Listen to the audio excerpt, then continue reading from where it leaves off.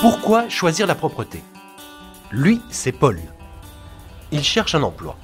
Il aimerait faire un métier qui a du sens pour lui et pour les autres. Il sait que le secteur de la propreté a prévu de recruter 25 000 personnes par an d'ici 2015. Mais il hésite. Parce que certains disent que ces métiers ne sont pas très importants. Paul a raison de chercher un métier dont il soit fier, mais il ne devrait pas écouter ce que racontent les gens. Car les métiers de la propreté sont essentiels. La preuve, ils ont toujours accompagné l'évolution des sociétés depuis l'Antiquité.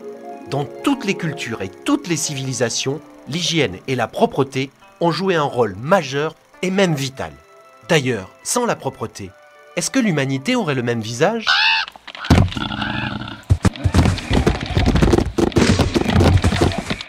Paul peut se rassurer. En choisissant la propreté, il accomplira des gestes et des missions dont la valeur est universelle.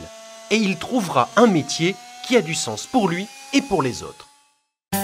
Elle, c'est Linda. Linda veut reprendre une formation et s'orienter vers les métiers de la propreté en milieu hospitalier.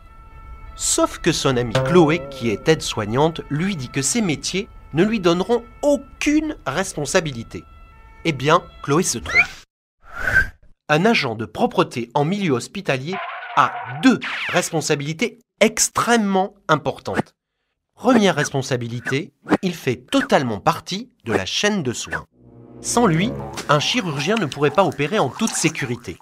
Car lorsque la propreté est insuffisante, il y a un risque d'attraper une maladie nosocomiale. Deuxième responsabilité, la confiance. Car les agents de propreté, comme les médecins ou les aides-soignantes, peuvent aussi être en contact avec des informations confidentielles. Et cela vaut aussi en dehors de l'hôpital, par exemple dans les entreprises ou les administrations. En devenant agent de propreté en milieu hospitalier, Linda aura de vraies responsabilités et contribuera directement à sauver des vies. Et voici Karim.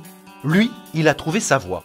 Il veut devenir agent de propreté, mais il aimerait que les gens aient plus de reconnaissance pour ce métier. Karim a raison, car son métier est essentiel, comme celui d'un aiguilleur du ciel. Mais qui se soucie de ce métier au moment de prendre l'avion? Et pourtant, sans lui... Pour les métiers de la propreté, c'est pareil. Sans propreté, pas de médicaments, pas de haute technologie, pas de sécurité alimentaire. Et même s'il est le plus souvent invisible, car il intervient lorsque le public est absent, l'agent de propreté a de quoi être fier de son métier, parce que tout simplement, la propreté est indispensable. Finalement, Paul, Linda et Karim se posent une dernière question. Est-ce que la propreté est un métier d'avenir? La réponse est oui, car les métiers de la propreté sont essentiels pour protéger la planète contre les pollutions, dans nos villes, dans nos forêts ou dans les mers. En choisissant les métiers de la propreté, Paul, Linda et Karim ont fait le choix du futur.